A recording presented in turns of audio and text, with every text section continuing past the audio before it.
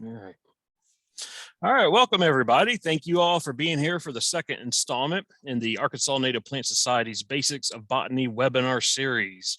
We're very excited to have Dr. Richard Abbott back again this month as we continue to learn the basics of botanical terminology. Dr. Abbott is an assistant professor of biology at the University of Arkansas at Monticello, where he is also the curator of the university herbarium. This webinar is being recorded. Afterwards, the recording will be uploaded to our YouTube channel. If you'd like to learn more about the Arkansas Native Plant Society, you can do so by visiting our website at anps.org. And joining the Native Plant Society is simple. Just go to amps.org/join, where you can join right there online using a PayPal account, or you can send a check to our treasurer. And that address is going to be on the website on that site I just read off to you. But I'll be placing the links for these different resources, our Facebook page, YouTube channel, and all that in the chat, so you can find them there here in a few minutes after we get started. Just to kind of give a plug for a couple of hikes that we have coming up on Saturday, May 28th at 9 a.m. We have our spring mini meeting in Northwest Arkansas. We've been holding these mini meetings throughout the state this spring in lieu of having one big in-person meeting like we normally have. We hope to have an in-person meeting in fall, but hopefully the pandemic situation is conducive to that. And then on Saturday, June 4th, for those of you who might have been disappointed that the hike that we had scheduled today at Baker Prairie had to be postponed, that has been rescheduled to Saturday, June 4th at 9:30 a.m.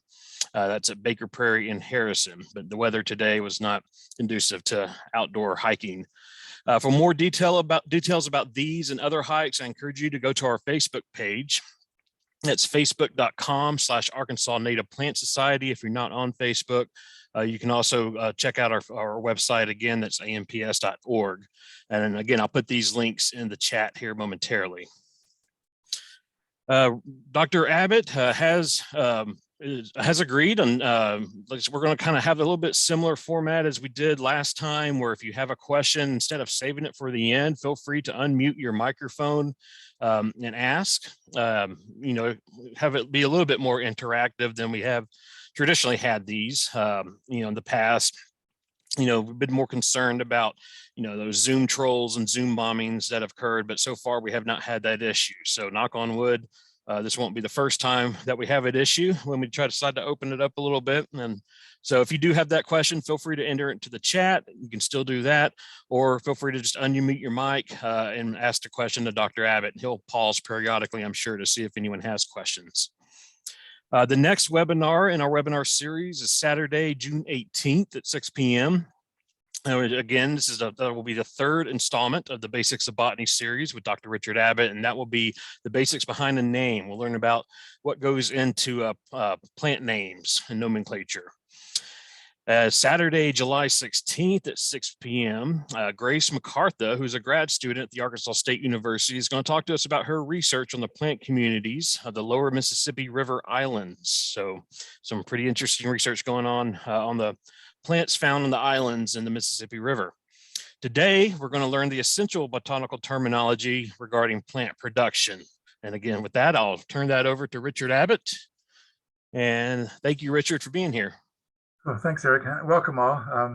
So as you've already heard, and as you hopefully already know, last time we talked about the vegetative morphology, the necessary words for talking about plant leaves and stems and such. And tonight the plan is to go ahead and introduce some of the basic reproductive terminology. And so last time, again, we went over these 5 basic plant and vegetative plant ID basics, talked about the habit, leaf composition, arrangement, margin, stipules. And the idea behind this is that if you know the vocabulary, if you understand the words, then you can walk up to a plant, you can describe it, you can talk about it, and you can start diagnosing it. And so not only can you then learn to imprint species, but you can articulate what it is you're actually seeing, so that you can then compare and contrast it to other species you've never seen before. So the idea, once again, is that most plants are vegetative or sterile. Sterile just means not currently reproductive, and most of the time. So most plants, most of the year, when you walk up to them, will not have flowers and fruits. And so that's why starting with vegetative features is kind of more important, because that's what you have. That's what you have most of the year.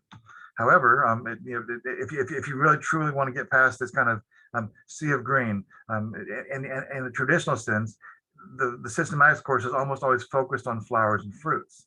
And that's not particularly useful with most plants most of the time, as I've already talked about. But when you have flowers and fruits, if you know something about that morphology, about that terminology as well, it's super, super useful. So last time we kind of ended with this slide showing flowers and fruits of different members of the Polygalaceae. This is the family that I worked with as part of my dissertation research. And tonight we're going to pick up on kind of where we left off last time by now talking about introducing the reproductive terminology. And so with my students, I don't stress the reproductive motif in the same way. I don't have students memorizing the 5 basics of flowers. So it's not quite as polished, basically, because it's just, again, most of the time when I walk up to a plant, I don't see flowers and fruits. And so it's one of those things that when we have them, awesome, it's great, it's wonderful, but you can't count on them all the time. That said, we're still definitely talking about a language. We're definitely still talking about, you know, the need to learn the vocabulary if you want to be able to talk about what you see here. So using the same example from last time, when we were looking at we were comparing and contrasting the things like the passion flower, you know, the maypops and the sassafras tree. These plants have very different flowers and fruits as well. And last time we stressed how different they were vegetatively. But here this evening we can use this as a starting point again to see that these large purple flowers on the left, you know, the passion flowers, the maypops, and the small yellow flowers here on the right, being the sassafras. And so the vocabulary that we use, if I just threw it at you and you don't know what these words mean, this is the point I'm making about having to learn the language. So it turns out that the perianth, which is the word that means the 2 outer whorls of the flower. Typical flower has 4 whorls. It's going to have sepals on the outside, then petals, the showy attractive part. The sepals are protective in bud. The petals tend to be the showy part. Well, the sepals and petals together collectively are called the perianth. And when you have separate sepals and petals, that's what I mean by a dimorphic perianth. But when the perianth members look the same, when the sepals and petals look the same, we refer to those as tepals. Well, passion flowers have a dimorphic perianth, and sassafras family, the Lauraceae, tend to have tepals. Bisexual versus unisexual flowers, exactly what the words sound like. Bi meaning 2, right? 2 sexes, or also called a perfect flower. Passion flowers have male and female in the same flower, which is what 85, 90% of all plants, and more than 80% of all plants have bisexual or perfect flowers. But the sassafras family most commonly has these unisexual flowers, these imperfect flowers, where you only find male or you only find female. So very different flowers again. The morosity, if you think about the word number, morosity, that same root word there refers to number of parts. And so having a 4 or 5 meris flower characterizes the passion flowers, whereas the sassafras family, it's a basal angiosperm, and it's characterized by, in this case, by having a 3 meris flowers. That is that you find 3 sepals, 3 petals versus 4 sepals or 5 sepals and petals. And then also these words synoecious versus diacious. And the word literally means synoecious means a together home, and diacious means 2 homes. So a synoecious plant is a plant that has perfect flowers. So when you talk about bisexual or perfect, that's referring to the flower, but the word synoecious is referring to the plant. So if the plant has perfect flowers, it is synoecious. If the plant has only male or female flowers, and the entire plant is only male or only female, that's called diacious. So you have separate male and female plants. And you find this in sassafras, we find this in persimmons, mistletoe, holly trees, the junipers, quite a few different species of plants are diacious. And then now we switch to the next couple of words here: solitary versus raceme, axillary versus terminal. This is referring to the inflorescences. So a cluster of flowers. So it's called an inflorescence. And in the passion flower, it's a solitary flower, meaning there's just one flower by itself. Whereas in the sassafras, it's got a cluster called a raceme. This means that there's an elongate central axis, and the flowers all have stalks called pedicels. And then the position of the flowers in the passion flower, the flowers come out of the axil, come out where the leaf and the stem meet, where the axillary bud is. That's where the flower develops in a passion flower. But in sassafras, the inflorescences actually come from the terminal bud. They come from the tip of the twig. And all that vocabulary could have just been thrown at you, but the idea is, once again, is to accept that most of us don't know don't know the language of plants, and so what we're here to do is to learn the language of plants, to learn to actually talk about plants using the correct botanical vocabulary, and that's again the purpose of the talk this evening. Well, remember that the primary reason that plants have flowers in the first place is actually to have sex. It's how plants make babies, right? And so flowering plants, the plants that have flowers, also protect their seeds, protect their babies inside of a mature ovary. And a mature ovary that has seeds in it is referred to as a fruit. It turns out that there's, for me, there's about 10 basic fruit types that I like to recognize. There's actually many more, depending on how many different fruit types you want to recognize. There's actually a system that has proposed more than 10,000 fruit types, and that's obviously overkill for me. I'm not interested in that many fruit types. So I keep it kind of simple. I stick to about 10. And so it turns out that passion flower and sassafras have very different fruits. Passion flower has a berry. So for me, there's two types of fleshy fruits. If it's a fleshy fruit with lots of seeds and no hard bony endocarp, that's a berry. Or as a drupe is something, if you think of a cherry, or if you think of a peach, or even an avocado, where there's a big pit in the middle, there's kind of a seed that's protected by a bony endocarp. That's called a drupe. And then finally, the placentation refers to how the seeds are attached. So if you think about the placenta, I mean, we were all attached at one stage in our development to our mom through the spot called the placenta, right? The region of the mom that you were attached to is called the placenta. Well, plants have placentae as well. And so depending on whether the seeds are attached along the outer wall, which is what we find in the passion flower over here, if you look to the left here, the seeds are actually attached along the outer wall. That's called parietal placentation.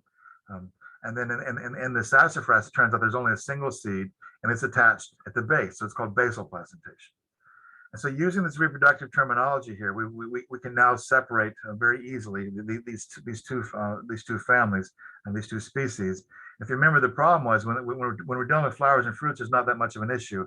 But the problem is, and why I chose this to start with the vegetative features last time, is a lot of people have actually mistaken photos or leaves of sassafras and maypops.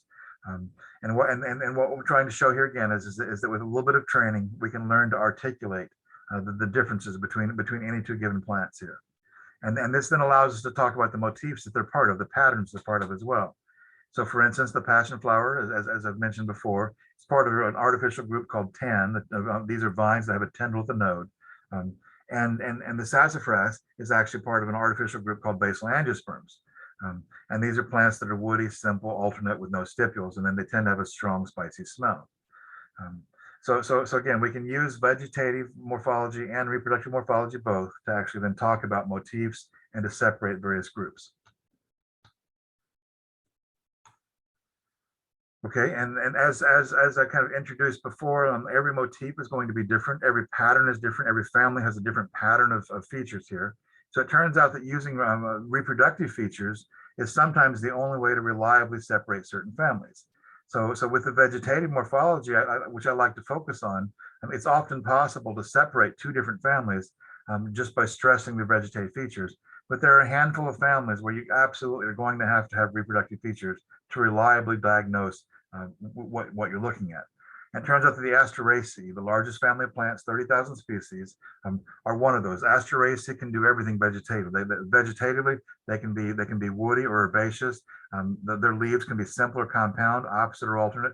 Two, they're entire. They almost never have stipules, but there are a few that have stipule-like projections. So ultimately, the point is, once again, is that for certain families like the Asteraceae, we simply have to fall back on reproductive features. And the problem with this is that almost every family then has its own specialized vocabulary. So for instance, the white fluffy stuff that you've seen on a dandelion, what we're looking at here is a close-up of a dandelion head.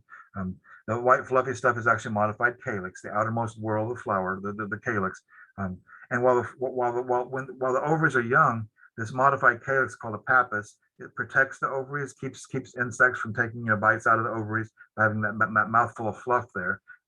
And then as the fruits mature, as the seeds inside the fruits mature, as the ovaries become mature and become fruits and are ready to be dispersed, the pappus then aids in dispersal by wind.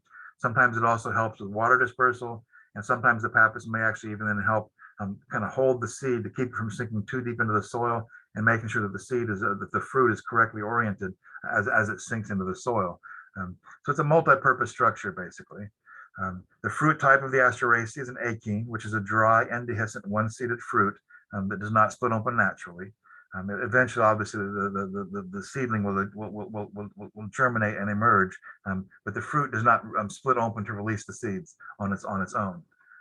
The receptacle is the tip of the stem where the flower parts attach. And then at the base of the receptacle, the base of the inflorescence here, we have these modified leaves called bracts, and a bract is a modified leaf associated with the flower. And then in the Asteraceae, these modified bracts are referred to as filaries, and a cluster of bracts is referred to as an involucre. And so then the adjectival form of involucre is involucrate. And we were talking about earlier about inflorescences here. If we look at this dandelion here, each one of these brown structures, each one of these achenes represents a separate flower. So what we have here when you're looking at something like a dandelion in fruit here is actually an entire inflorescence. It's not just one flower. This is an inflorescence where we have dozens and dozens of flowers. They're tightly packed and they're sessile, meaning they have no stalk. These tightly packed sessile flowers on an expanded receptacle characterize an inflorescence type called a head. And so if you find an involucrate head, more than 90% of the time, what you will have found is this Asteraceae family, right? So by learning to recognize involucrate head, you've empowered yourself to walk up to 30,000 species and say, aha, I know what you are, right? And so the reproductive motifs tend to be stronger, tend to be more truthful with respect to phylogeny, simply because, again, the flowers are how plants have sex. And the ability to have sex and interbreed is something that's almost always going to be found within closely related. The more closely related you are, the more likely you are to have similar sexual bits, basically. So flowers tend to be that. This is why historically people focus on flowers for teaching systematics courses, is because they told a truer story than just focus on vegetative features. Unfortunately, as I mentioned, they're just not present for as much of the year. One of the issues that we have to train our brain to see is to see similarities when there's also differences. So being different but also the same is a kind of a unifying theme here, right? So what we're looking at now is actually a species of wild lettuce, like Tuca graminifolia here, the grass leaf lettuce. But if we look, we've got the pappus, we have the achenes, we have the involucrate head. Even though this doesn't look like a dandelion, if you can look past those differences to notice the similarities, this is an involucrate head. This is another example of an Asteraceae. And one of the problems is that flowers and fruits can often look very different from each other. In fact, they rarely ever look similar, right? Flowers and fruits just don't look the same. But flowers exist for one purpose, and that is to give rise to a fruit, basically, or at least to help them pollinate. I mean, if it's a male flower, its purpose is to then pollinate the female flower. But in a case like this, we're looking at the exact same species from before. This is the involucrate head of the grass leaf lettuce again here, and looks nothing like the previous fruit picture, right? And so again, this is kind of the dilemma or the problem or the issue here is that flowers and fruits can look very different from each other and look nothing like the reproductive, the vegetative features. And so it takes special training to learn all this. And most students, in my experience, find flowers harder to learn, even though there's fewer parts, even though I don't know how to phrase this. I think it's basically because they don't get to see them as much. We don't see flowers as often. We spend most of the semester, 2/3 of the spring semester, the plants aren't flowering yet. In the summertime, late spring and summer, the classes are already out. Classes, unless you've got a summer-filled botany course or something. And then in the fall, the species that flower in the fall, select families like Asteraceae and grasses tend to flower in the fall. But a lot of families don't flower in the fall. They're already done. They're already done. So I just found, as I was saying, that most students find learning the flower parts to be a lot more challenging for some reason. So one of the things to go ahead and talk about here, and I guess I'll stop and ask for a question, and stop and ask if there's any questions at this point here. So Eric, has anyone posted any questions or? I'm not seeing any in the chat, but if anyone has one, feel free to unmute your mic and ask Dr. Abbott. Okay, cool. All right, thanks.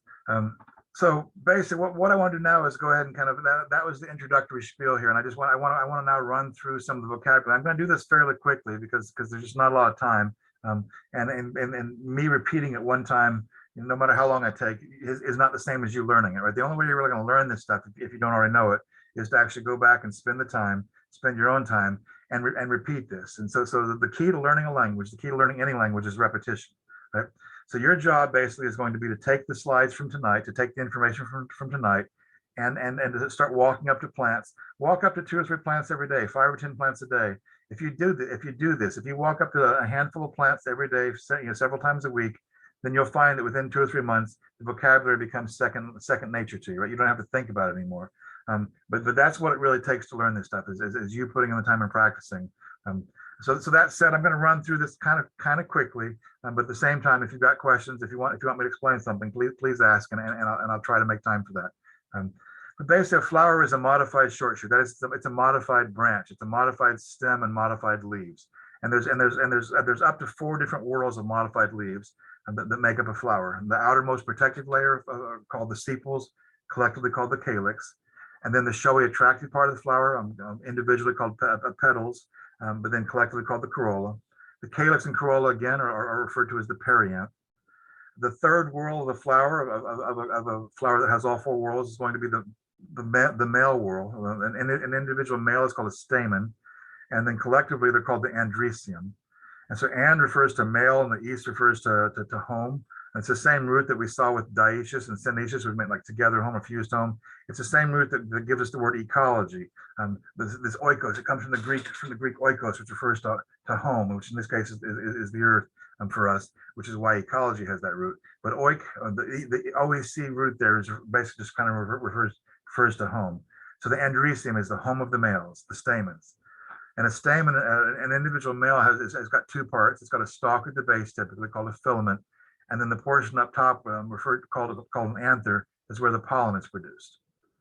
Right, and so the fourth and final whorl of a flower is the female whorl, and an individual female is called a carpel.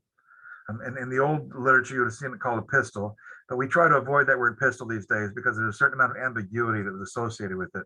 And that same ambiguity can be present with carpels if you're not careful with the wording. But I found that most modern botanists try to avoid the word pistil once again, simply because of the historic ambiguity associated with that word. But a carpel is an individual female, and it's the 4th innermost whorl of a flower. And a carpel's she's got 3 layers. She's got 3 parts to her. The part up top where the pollen lands is the stigma. So the stigma again is where pollination happens. So pollination is a transfer of the pollen, which has the sperm inside of it, from the male structures to the female structures, but it's not the same as fertilization.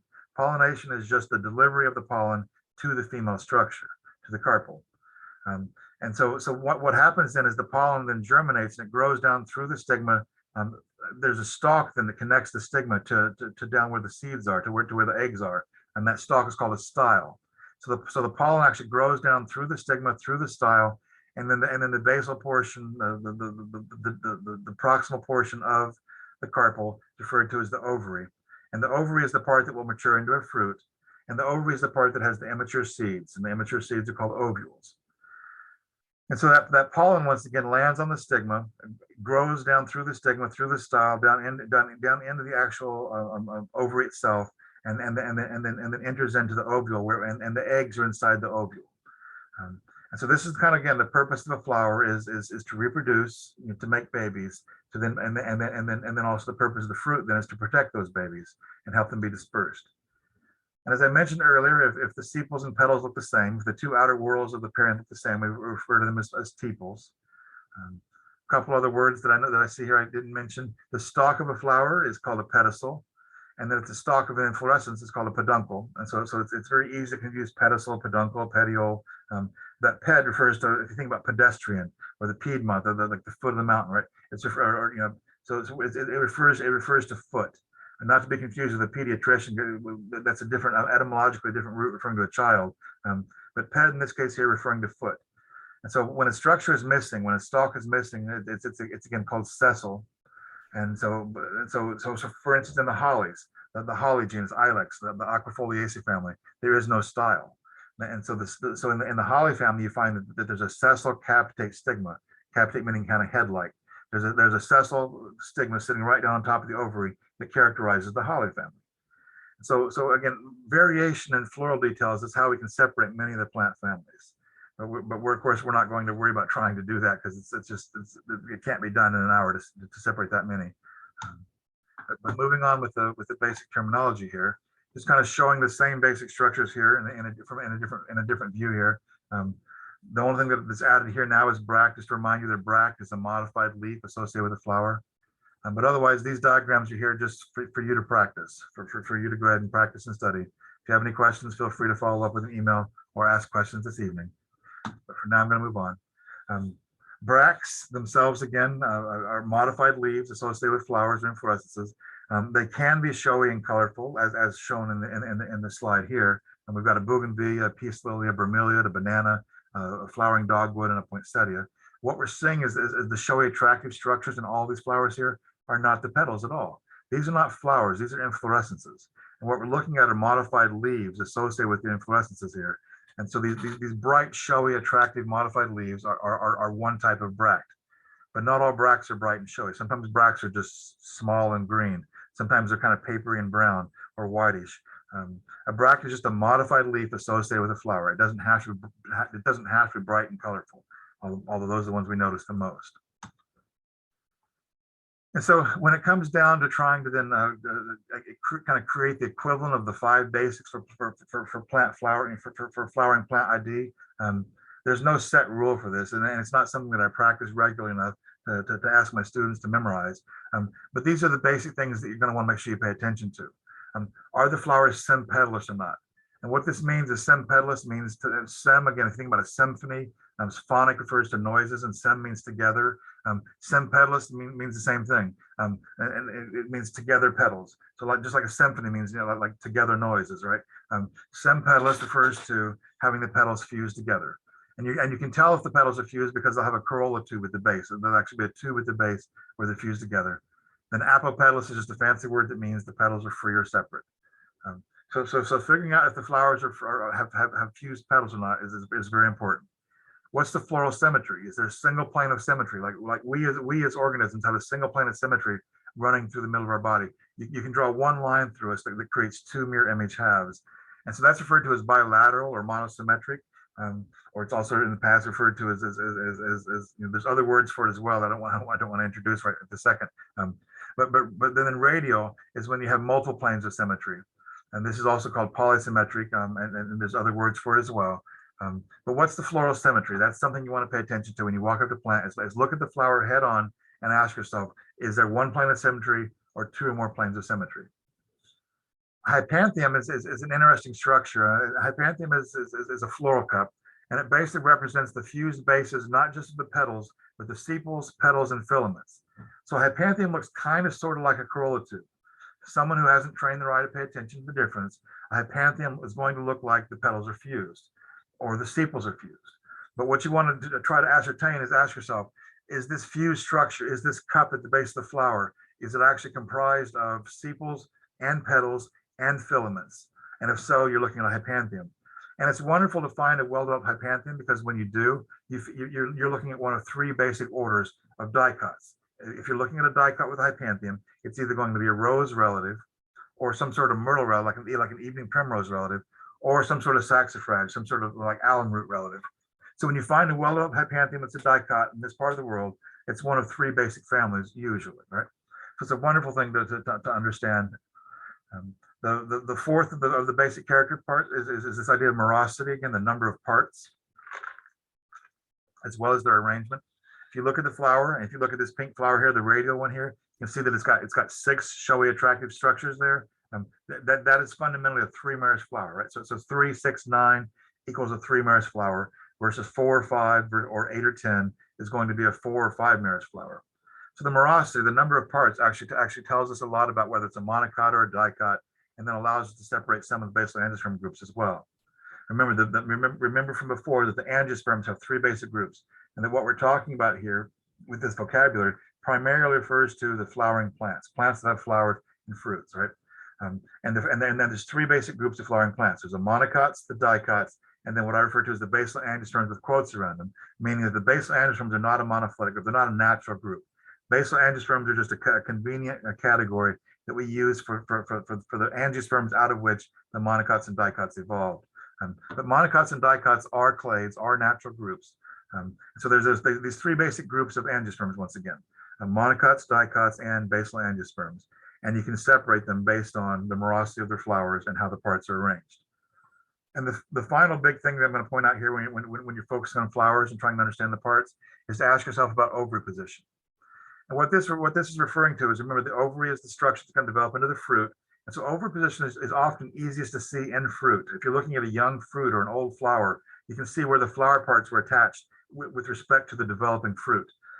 If the flower parts are attached on top of the fruit, if the fruit is then below, if the ovary is below the flower parts, in this case here by flower parts, talking about the perianth specifically, but if the remaining flower parts are coming off the top of the fruit, the top of the ovary, that is an inferior ovary. And if the flower parts are coming down and actually attached at the base of the ovary, so that the ovary is sitting on top of the scars of the flower parts, that's a superior ovary. And so you can separate families again based on ovary position. It's frequently a very useful character for differentiating various groups. And so these are the basic things that you want to focus on when you're trying to differentiate plant groups based on their flowers. So I'll just stop for a second, ask if there are any questions. I have a question about go back to that last slide. It's just the terminology between Talking about with the flowers, or the position of the ovary. Oh, right here, yep. If it's above the bracts, then it's well, so I skipped those words, and so perigynous, hypogynous, and epigynous are different words actually, that are referring to slightly different things. They're explicitly referring to they're not exactly synonyms with superior versus inferior. Notice the 3 words versus 2 words. So it turns out that they're near synonyms, and I guess I can go and explain these here for you real quickly. Perigynous means around the ovary. So gyne, if you think about a gynecologist or a gynecium, the female part, perigyne means around the female. And so a perigynous flower is a flower that has a hypantheum that is not fused to the ovary. So if you have a superior ovary that has a hypantheum around the ovary but it's not fused to the ovary, that's a perigynous flower, a perigynous flower. If you have an ovary where the flower parts are attached below the ovary here, and you said we're hypogynous, below the ovary. So a hypogynous flower is one in which the flower parts are attached below. Hypo means below the female. That's a superior ovary. And then if you have an epigynous flower, an epigynous flower, this is one in which the flower parts are actually then fused to the ovary wall. Because the way in which you develop an inferior ovary, not more than 90% of the time, inferior ovaries develop because you have a hypantheum that fuses to the ovary. So if you have a hypantheum that is fused to the ovary, so that the flower parts are coming off the top of the ovary, epi means on top of or above. So if you have an epigynous flower, an epigynous flower, that's a flower in which the flower parts are coming off the top of the ovary. Okay, that's very helpful. Now that explained a lot, because that's always confused me. And thank you very much. You're welcome. And it is easy. I personally also confused those many times in the past, because superior versus inferior is actually referring to the ovary, and those other words are referring to the flowers themselves, like the attachment point of the flowers. So they're related, but they're not directly synonyms, basically. Yeah, that makes sense. Thank you. You're welcome. Any other questions? Okay, we'll move on then.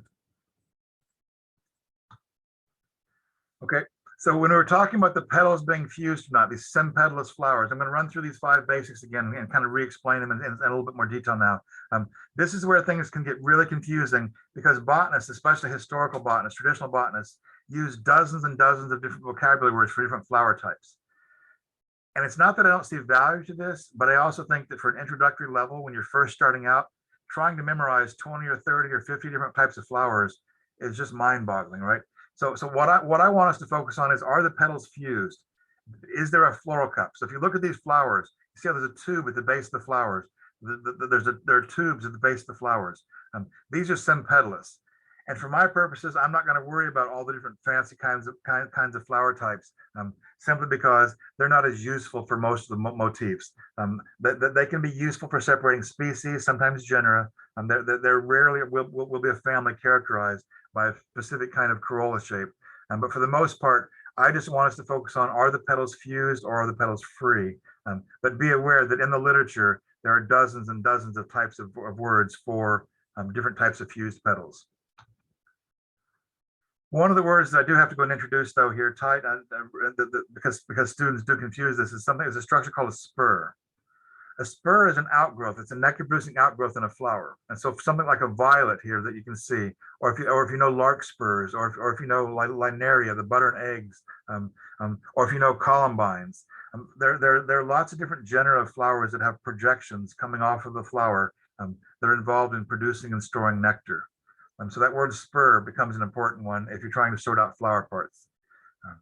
But again, I'm not going to worry at this point in time. I don't worry at an intro level with all the different types of corolla shapes, though. Floral symmetry, once again, boils down to, is there one plane of symmetry?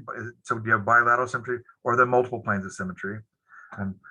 There is technically also this category of being asymmetrical, but I only know of one example of an asymmetrical flower, and that's the canna lily. If you know canna lilies, their flowers have no plane of symmetry, but that's rare. That's very rare. There are very few things that have asymmetrical symmetry like that.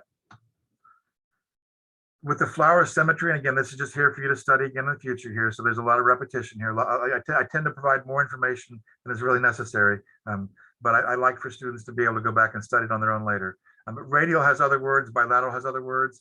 We just don't have to worry about that for our purposes, and we can go ahead and ignore those other words, but there are synonyms to these words. The hypantheum that I talked about. Again, if you find a well-developed hypantheum, a floral cup here, so if you think about a rose, like the rose genus and the rose family, this green cup here in the upper right, this green cup here is actually hypantheum. These white structures here in the base in the middle are the separate ovaries. But the floral cup is not fused to the ovaries. From the outside, a rose flower is going to look like, a rose flower might look like it has an inferior ovary. But this is an example of one of those perigynous ovaries, one of those perigynous ovaries, a perigynous ovary here, where we actually have a hypantheum that's around the female, but not fused to her. Here in the lower right, we see an evening primrose, Enothera. The ovaries right down here, right down at the bottom, that dark green structure at the bottom down there, that's the ovary. The yellow up here is the petals. These green structures that are flared backwards are the sepals. And then there's a long skinny tube here. If that were just a corolla tube, then the sepals would still be down here farther down. This is a hypantheum tube. And the Onograceae, the evening primrose family, is characterized by having a well-developed hypantheum tube with an inferior ovary. So finding a well-developed hypantheum tube in Arkansas pretty much means that you've found something related to an evening primrose, something related to the rose family, or possibly something related to the Saxifragaceae, the saxifrage family. So learning to diagnose the hypantheum, learning to recognize the hypantheum is important, but it just takes hands-on practice to get comfortable with it. The morosity, the number of parts. So this is, I'm going to gloss over this floral formula very quickly here. But basically, if you walk up to a flower and it's got a 3 merous parts, the parts are in 3s versus 4s and 5s. You can separate monocots and dicots. The problem with basal angiosperms, as I mentioned in the past, is that basal angiosperms are the group are the unrelated lineages out of which monocots and dicots evolve. So some basal angiosperms are going to be more like monocots, and some basal angiosperms are going to be more like dicots. So basal angiosperms can do both. It depends on the group, and then they also do their own thing. Sometimes they just have a mininess of parts, and there's no clear morosity to them, just a minинess. If you are mathematically inclined and you like the idea of trying to memorize floral formulae, the floral formula or these floral diagrams are used to then represent the variation of within a family. So, for instance, you can have the symmetry being represented by an asterisk, meaning radial. If it were bilateral, it would be an X. Because calyx and corolla both start with the C, and the early botanists tend to be very well trained in linguistics. And I believe the K came from the German Kelchblatt, which is the word they use for sepal. But K refers to the sepals. So this is saying that there are 5 sepals.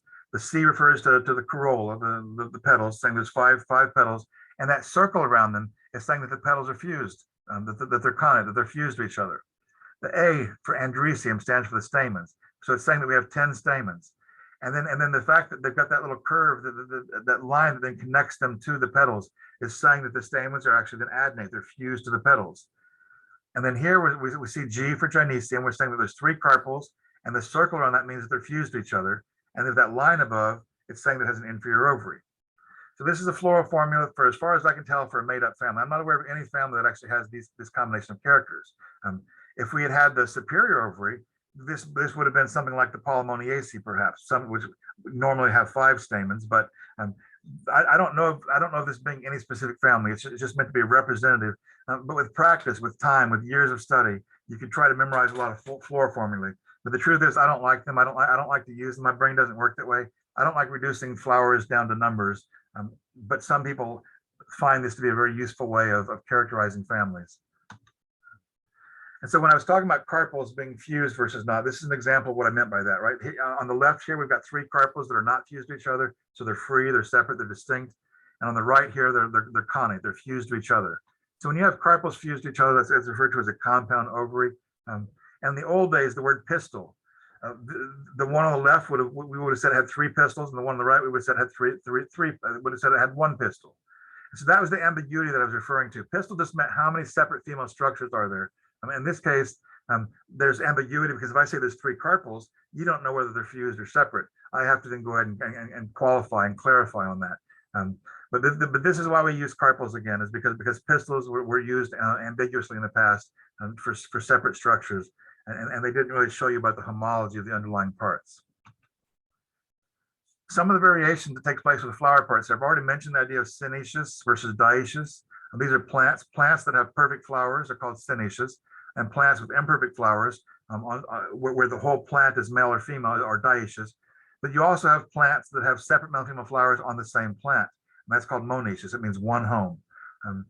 And so what this is getting at again is if you look at the pictures here on the left, this is an example of an apple flower here.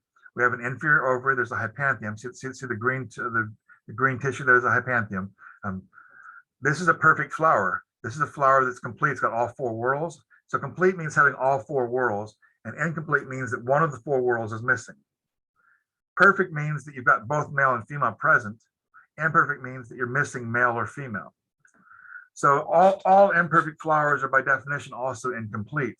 But a perfect flower might also be incomplete because you might still then be missing sepals or petals. But nonetheless, we can use this vocabulary to differentiate various groups here. So we've got the apple on the left that's both complete and perfect. And here on the right, this pterygoda, this is actually a kind of a relative to cola. If you're familiar at all with the cola that was used for making the original, things like Coca-Cola or Pepsi-Cola. This is a relative of that. And we've got a female flower on the left and a male flower on the right here. And notice also that the plants only have 1 whorl in the perianth. There's not separate sepals and petals here. So these flowers are both incomplete and imperfect. But even if they were perfect, even if they had male and female on the same flower, they would still be incomplete because they're missing one of the perianth whorls. In this case here, it looks like there's no petals. So anyway, this vocabulary is used to represent some of the variation that you can come across. So I mentioned earlier the idea of the Asteraceae being one of the motifs that requires flowers. There's another motif that it's the Spurge family, which is actually now 3 or 4 different families. But the Spurge motif are also best recognized using reproductive features. And most precisely here, what I'm getting at is in the Spurge family, they have separate male and female flowers closely associated on the same plant. So they're monoecious, basically. So the Spurge motif is what I use for monoecious plants, just to help people characterize flowers that are monoecious. So if we look at this manhoat here, and this is a cultivated species that's in the same genus as what gives us cassava or yucca, the Spanish yucca, called cassava or tapioca. Separate male flower on the left here, separate female flower on the right, but closely associated on the same plant. That's often the Spurge motif. But there's other groups that do that as well, right? The birch family, the corn genus does that. Hackberries, hickories, oaks, sweet gum, some nettles, right? So there's several different families that are not related that can be monoecious. Nonetheless, if you want to recognize the Spurge family, the easiest, bestest way to do that is by looking at the monoecious flowers, the monoecious plant with the imperfect flowers. This idea of being diacious is not always fixed. We mentioned diacious earlier with things like hollies, and also the squashes do this, so the maples, the persimmons, the willow does it, some gymnosperms do it. It's not always 100%. It's what we call leaky. It's not at all uncommon to find branches of male branches on female plants or female branches on male plants. And it's not at all uncommon to find individuals that are otherwise male or female, just having some flowers that are either perfect or the other gender. So being diacious is often leaky. It's just usually not 100% basically. One of the final things to mention here with respect to kind of variation on flowers here is this idea of what the grasses and sedges do. These graminoids. Graminoid is the word again that refers to like grass-like. Graminoids have these highly reduced flowers and these little miniature flowers called florets, and small reduced inflorescences called spikelets. And so these florets and spikelets characterize the graminoids, the grasses and sedges. They have no perianth. So what we mean by reduced flowers, there's no perianth at all. There are no sepals, there are no petals. You basically got some bracts, some little reduced structures, and then sometimes male and female in the same flower, sometimes separate male and females. But highly reduced flowers characterize the graminoids. All right, and so that's kind of just a very quick overview. The last thing here to finish up with is the ovary position once again, about being superior versus inferior. And this is just getting at, are the flower parts attached below the ovary, in which case the ovary is superior, or the flower parts attached on top of the ovary, in which case the ovary is actually inferior. Right. So on the left here we have a mustard with that carpel in the middle, showing that it's a superior ovary. And on the right, we have that apple again, with the ovary down below showing this an inferior ovary. So that's something you want to figure out for sure. If you want to be able to diagnose flowers and talk about flowers, you definitely have to figure out ovary position. Right. Tied to this, related to this, is this idea that I mentioned earlier, this idea of placentation. How are the seeds attached? How are the babies attached inside the mama, right? And so the placenta is the spot inside the ovary where the seeds attach. And if they're attached along the outer wall, the outer ovary wall, it's called parietal. If they're attached along the central axis, it's called axile. And we've got two more words that are worth talking about here. This idea of septum and locule. Locule is the space inside of an ovary and where the seeds develop, and the septum is the partition between carpels. So if you think about like your nasal septum, right, partition between chambers, it's called a septum. And so parietal and axile are the two most common types of placentation, but as we mentioned earlier with the sassafras, you can have basal. And apical is found in things like the Chenopodiaceae, Amarantaceae. Free central you can find in some chickweeds and some of the Primulaceae. So there are other types of placentation, but for beginning purposes, we're just going to focus on are the seeds attached to the ovary wall, or are they attached to the central axis? And this, believe it or not, is sometimes actually turns out to be a useful character for diagnosing plants that you don't know. Right? And so that ends all the basic flower vocabulary. I'm going to now briefly introduce 6 types of inflorescences to wrap up this. And so one of the points that I wanted to make here is if you're the kind of person that watches the clock or looks at the number of slides or whatever, you'll see that we're not even halfway through the slides, right? There was just no way I could possibly embrace talking about every possible thing here. So what I want to do very quickly though here, I've got about 10 to 15 minutes at the most here left. I want to very quickly introduce the inflorescence types, and then introduce the kind of framework for fruit types, knowing that I'm not doing them justice. Basically, I wanted to take the first part kind of slow, explain the flower parts there. But what we're about to do is going to run through inflorescences and fruits very, very quickly. And if you've got questions, please stick around and ask the questions or follow up with emails. But what I'm fixing to do is to gloss over a bunch of slides very, very quickly here because we're almost out of time. So before I start that, I'll just ask again, are there any questions about the flowers, about anything up until this point? Nope. Okay, cool. All right, so moving on, then the inflorescence once again is a cluster of flowers, and for my purposes, I recognize 6 basic types. There are many different types of inflorescence here, basically. But if it's elongated and the flowers are on stalks, I call that a raceme. If it's elongated and the flowers are sessile with no stalks, that's a spike. If it's elongated and branched, that's a panicle. If all the flowers are radiating from a single point, that's an umbel. If all the flowers are tightly packed in a sessile cluster on an expanded receptacle, that's a head. And if you have an axillary cluster, that's called a fascicle. There are other inflorescence types, like catkin up there. The catkins are these unisexual spikes that are usually dangling and characterize things like the hickories and the oaks and such. But with these 6 basic inflorescence types, you can separate most of the inflorescences you're going to walk up to. But yes, there are actually several more types of inflorescences that aren't represented here that we're not going to worry about right now. But 6 basic inflorescence types for recognizing how the flowers are arranged. And then moving on into the fruits here, as I've already pointed out, the ovary matures into the fruit, and then that structure called an ovule matures into a seed here. And the ovary wall itself can be differentiated and have up to 3 different layers, right? So we can talk about an endocarp, a mesocarp, and an exocarp. The whole thing collectively is called the pericarp, right? So pericarp is another word for the ovary wall, the fruit wall. And again, it would be best to spend an entire hour just talking about fruit types here. But if you got questions, please follow up. But just be aware that a lot of what you think you learned about fruit, a lot of what you think you know about fruits is probably actually wrong. And so let me run through the 10 basic fruit types. And if you have any questions, we can follow up with that here. But very quickly, just to point out that sometimes fruits have non-ovarian tissue. If a fruit has non-ovarian tissue involved, it's referred to as an accessory fruit. So for instance, when you're eating an apple, that greenish line that you see here in the middle of the apple, that's the ovary wall. Everything outside that is a hypantheum. So any fruit that has an inferior ovary, like bananas or kiwis or blueberries or apples, you're actually eating fleshy hypantheum tissue or peeling off the hypantheum tissue in the case of the banana, right? Something like a strawberry. If you think of a strawberry as a berry and it's actually a fruit, let me ask you this question. Why on earth are the seeds on the outside of the fruit? The seed should be inside the fruit, right? The purpose of the fruit is to protect the seed and to help it disperse. You don't have seeds on the outside of the fruits, basically. When you're eating a strawberry, what you're actually eating is fleshy stem tissue. You're eating the fleshy receptacle. The tip of the stem where the flower part's attached, latent growth, actually expands and becomes fleshy and sweet. And it's there to help the fruits disperse. But the seeds are actually the fruits. The fruits are actually achenes. They're not actually, these are not seeds, basically.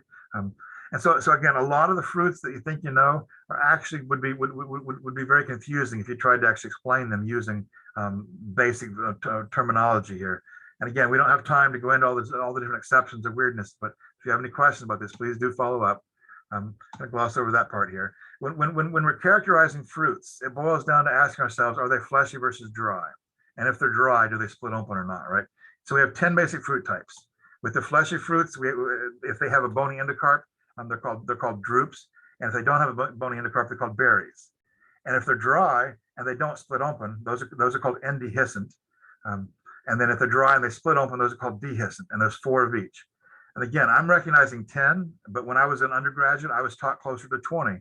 And there's a system out there that has over 10,000 fruit types. I've seen other systems with 15 to 50, basically. These fruit types are kind of arbitrary points along continuum of variation. And if you want the words to reflect homology, you actually have to recognize thousands and thousands of fruit types. So keep in mind that these 10 fruit types are just convenient terms for describing patterns, but they're not patterns that reflect homology. And so these 4 endehiscent dry fruit types are something like a samara. This is a winged fruit, one-seeded. A grain, you only find in the grass family, and this is where the seed is fused to the ovary. A nut has a bony exocarp. And so things like peanuts are not actually nuts at all. Things like cashews are not nuts at all. There's no bony exocarp on those, right? An achene is a one-seeded endehiscent fruit with no special modification. So there's no wing, the seed's not fused to the ovary, there's no bony exocarp. Achene is just a grab bag category for lots and lots of different developmental fruit types. The dehiscent fruits, it boils down to how many carpels are involved. If you have one carpel and it's opening up on 2 lines, 2 sutures, that's the legume family. That's the bean family. If you have a single carpel that opens up on a single line, that's called a follicle. If you have 2 or more carpels splitting up on 2 or more lines, that's called a capsule, which is also a very common fruit type. And then a schizocarp is the fruit that splits apart into one-seeded segments. And so the examples that are here, the examples that are provided here, you can feel free to study those, look at those. And what I've provided in the presentation is actually, there are now pictures of all these different fruit types. And so all the vast majority of the remainder of these slides are just pictures showing different fruit types, right? And so if you want to study the fruit types, if you want to follow up with questions on them, there's 2 or 3 dozen different examples of fruit types here, of photos of all the different fruit types here. But again, there just isn't time to talk about all that. So what I want to do is kind of wrap up, kind of wind down here by going on and kind of, I just skipped through 40 slides there to show fruit types. And that was planned. I knew there wasn't time for that here. But what I wanted to point out, I wanted to re-stress the point I already made, and that is that fruit types are kind of arbitrary points along continuum of variation. The same thing happens with flowers and flower parts as well here. And so something like tree of heaven, this invasive tree of heaven, it's called diacious, which means it should be separate male and female plants. But you can find, as I said before, you can find individual branches on a male that are female or vice versa. The fruits themselves, I didn't introduce the vocabulary. The idea of aggregate is when you have several fruits from a single ovary. Nobody refers to tree of heaven as an aggregate, but if you look at the ovary here on the upper left, the carpels are actually fused in flower. But as the flower ages, the carpels separate, so that by the time you're actually looking at fruits, you have individual separate fruits that developed. So that lots and lots of separate fruits from a single flower are referred to as an aggregate. But because the fruit splits apart developmentally, it should be called a schizocarp, right? Developmentally, these are one-seeded segments from a single compound ovary. But nobody calls them schizocarps. We call them samaras. These winged one-seeded fruits here. And so again, we don't apply our own vocabulary consistently. You're going to find a lot of contradiction, a lot of confusion in the literature here. And Tree of Heaven kind of exemplifies that very well. No one agrees on what the right words are for these kinds of things. And then there are other fruits that just completely defy classification unless you've got this system with 10,000 fruit types. Here on the left, this is actually a pawpaw. This is a tropical pawpaw. It's a fleshy berry. Berries are not supposed to split open, but this xylopia again, is a tropical pawpaw, has a fleshy fruit that's split open. And what we're seeing here is a little a parasitoid wasp, basically a wasp that is oviposited in the seed there. But a berry that splits open, that doesn't exist, right? Except that it does. And here on the right is something you may recognize if you know the Carolina allspice, calycanthus. This is kind of like it's almost like a hypantheum, but it's actually stem tissue as well. What do you do if the seeds the ovaries have sunken down into the stem, so that this outer fruit husk is actually a combination of stem tissue and hypantheum tissue with the fruits down inside of it? It's just this kind of weird indehiscent pod that defies classification, again, unless you want to go with 10,000 fruit types, which I don't. So some fruits just are not going to be readily classified for me. And so remember that the purpose of all this, once again, for me at least, was to be able to then identify plants, to talk about motifs, to walk up to plants and put names on them.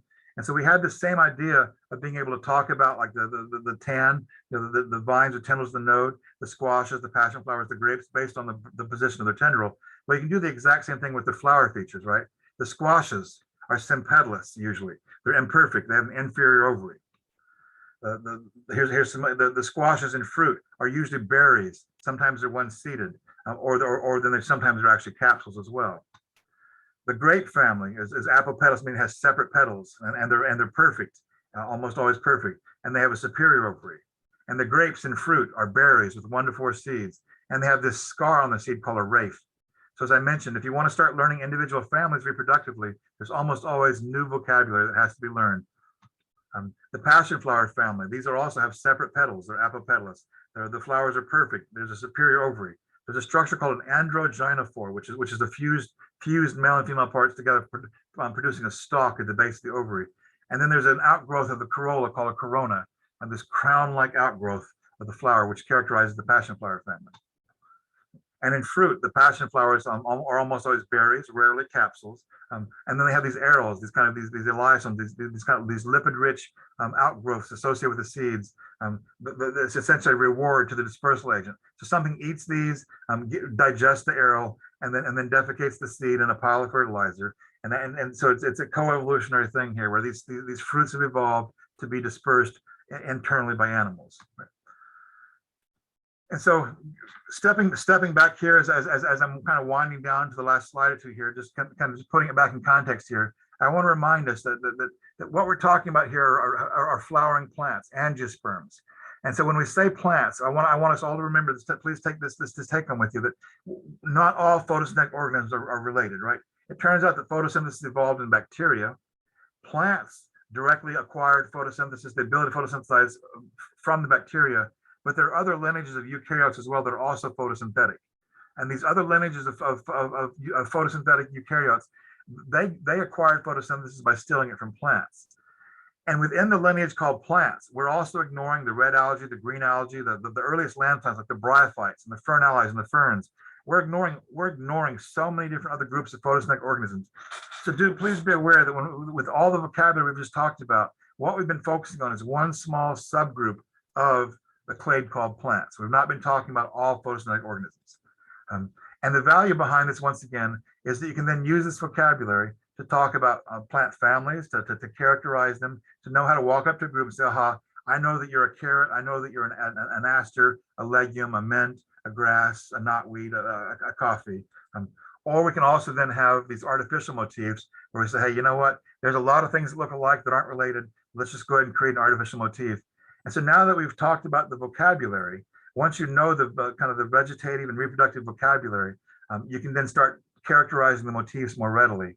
And what we'll do next time is kind of pick up here where we kind of tie that together and then talk about kind of what's behind a name, what's some of the information or knowledge behind the names that we use, that we then use to talk about plants here. And so the next talk, the last talk, will be based on knowing what's in a name, basically. What's the knowledge behind the names that we use.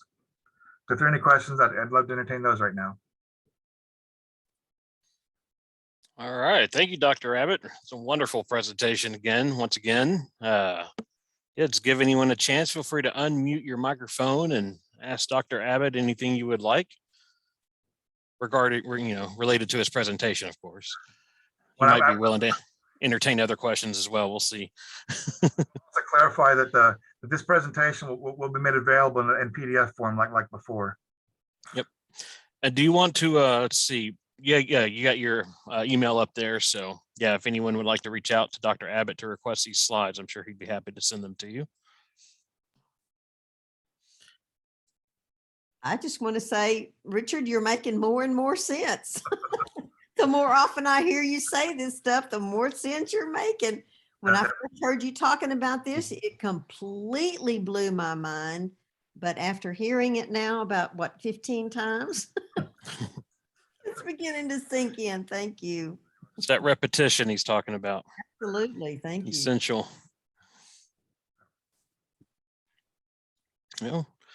Well, unless anyone has any questions, I know you've answered some throughout, but feel free to reach out to Richard. I'm sure he'd be willing to, answer any questions in email or send you the slides, that sort of thing. But I do want to thank everyone for being here with us today. Again, the recording will be uploaded to our YouTube channel. So please check that out. You can go to YouTube, type in Arkansas Native Plant Society to find our channel. Also placed a link in the chat. The next installment of the basic Botany series, it will be the final installment, will be on Saturday, June 18th at 6 p.m. And that's where we're going to learn about what goes into plant names, so in plant nomenclature. So if you'd like to find out more about the Arkansas Native Plant Society on our website, amps.org. Check us out on Facebook at facebook.com/Arkansas Native Plant Society. And unless there are any questions, then we will end it here. Thank you, Richard. Again, great presentation. I know we got a lot of comments in the chat. I know everyone else agrees too. So yeah, we'll be looking forward to having you back in June. Thank you. Thank you. And I'll send you the PDF soon. Yeah, that sounds great. Thank you. All right. All right. Bye, everybody.